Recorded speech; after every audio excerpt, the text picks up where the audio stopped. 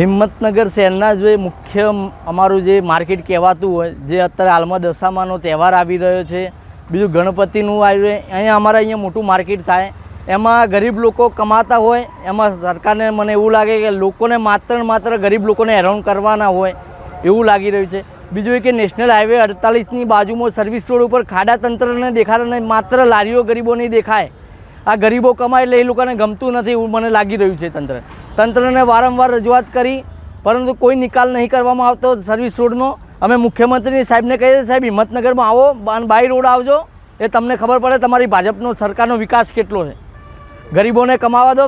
મને એવું લાગી રહ્યું છે કે આ ભારતીય જનતા પાર્ટીની સરકારને માત્ર હિન્દુ તહેવારો નડતા હોય એવું લાગી રહ્યું છે. અહીંયા મોટું માર્કેટ અમારું ભરાય છે, જે ગણપતિ દાદાનો તહેવાર હોય કે દશામાનો તહેવાર હોય તો અહીંયા માર્કેટ ભરાતું હોય.